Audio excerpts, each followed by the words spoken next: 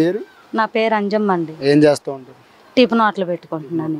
జగన్మోహన్ రెడ్డి గారు వచ్చిన తర్వాత చిన్న చిన్న చిరు వ్యాపారస్తులకి ఎంతవరకు లబ్ధి పొందారమ్మా? చాలా మందికి కూడా బల్లి సహాయం అని అయ్యని ఇవని చేశారు. చాలా మందికి కూడా ఆడవాళ్ళకైతే రోడ్డు మీద అమ్ముకునే వాళ్ళకి ఏ ఆధారం లేని వాళ్ళకి బండి ఇప్పించి వ్యాపారం చేసుకోవడానికి అవకాశం ఇచ్చారు. అట్లాగే చాలా మందికి కూడా ఇల్లు పట్టా కాగితాలని అవని ఇవన్నీ ఇచ్చారు. చాలా మంది కొంతమంది చాలా వరకు బాగానే బాగుపడ్డారు. వాలంటరీ వ్యవస్థ ఎలా ఉందమ్మా? వాలంటరీ పద్దాకా వస్తూనే ఉంటారు. మా మంచి చెడ్లు అన్నీ కనుక్కుంటూనే ఉంటారు. ఏది వచ్చినా కానీ బ్లాక్ వస్తూనే ఉంటారు. మా బ్లాక్ మాత్రం వాలంటరీ గారు వస్తూనే ఉంటారు. అలానా సంక్షేమ పథకాలు మీకు వర్తిస్తున్నాయి అని చెప్తారు ఏమైనా? చెప్తారు. లేదంటే వాళ్ళ ఇంటికి వచ్చి అన్ని ఎంక్వైరీలు అన్నీ చేసుకుని వెళ్ళాలా? లేదు ఎంక్వైరీ చేసేది ఏమి లేదు. వాళ్ళే వచ్చి మొత్తం చెప్పుకొని వెళ్తూనే ఉంటారు. అమ్మ మీకు అది వస్తుంది, ఇది వస్తుంది, మీకు క్యాస్ట్ కాగితం అని అవి అని అని పెట్టుకోండి అమ్మ మీరు అని చెప్పనేసి అని అన్నీ చెప్తానే ఉంటారు. వచ్చి డబ్బులు ఏమైనా తీసుకుంటున్నారు? అసలు రూపాయి బిళ్ళ లేదండి. ఆ మాట మనం ఎందుకు అబద్ధం ఆడాలి? వాలంటీర్ల మీద వాళ్ళు వస్తారు, వాళ్ళ పని ఏదో వాళ్ళు చూసుకుంటారు. కాకపోతే ఈ పైనుంచి రాగానే ఎమ్మటే వచ్చేస్తుంది మా బ్లాక్కి మాత్రం. రైస్ వ్యాన్ ఎలా వస్తుంది? ఇంటింటికి వస్తుందా లేదంటే ఎక్కడో దగ్గర ఒక పక్కన పెట్టేసి మళ్ళీ ఏమైనా తీసుకురామంటున్నారు? లేదు, ఇంటింటికి వస్తున్నాయి, బళ్ళు వస్తున్నాయి. ఎవరి బ్లాక్లకి వాళ్ళకే బళ్ళు వస్తున్నాయి.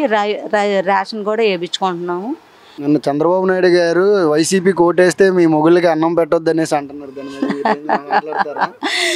మొగుళ్ళకి అన్నం పెట్టకపోతే మాకు పెడతారా? మొగుళ్ళు ఉంటేనే కదా వాళ్ళు కష్టపడి ఇంట్లో భార్య బిడ్డలను చూసుకుంటేది. మొగుళ్ళకి అన్నం పెట్టకుండా ఎలా ఉంటారు? పెళ్లి చేసుకొని ఇప్పుడు వాళ్ళకి పెట్టకుండా ఉంటే వాళ్ళు ఊరుకుంటారా? వాళ్ళు ఎండనగా వాననగా కష్టపడుకొని భార్య బిడ్డల్ని ఎవరో ఒకళ్ళు ఉంటారు. అందరూ తాగుబోతోళ్ళు ఉంటారు కొంతమంది, ఎవరో చూసుకోరు. అలా అందరు భర్తలు ఉండరు కదా.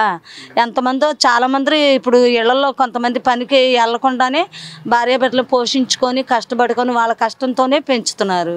వాళ్ళకి అన్నం పెట్టకపోతే మాకు పెడతారు అన్నం? అయితే మళ్ళీ ఈసారి ఏమొచ్చే అవకాశం ఉందంటారు? వస్తే మంచి జరిగిద్ది అనుకుంటున్నారు? ఏదొచ్చినా అంటే ఇంకేం చేయలేము, మా చేతుల్లో అయితే లేదు ఏంటి. కాకపోతే ఏంటంటే జగన్మోహన్ రెడ్డి గారు వస్తే బాగుంటుందని మేము అనుకుంటున్నాము.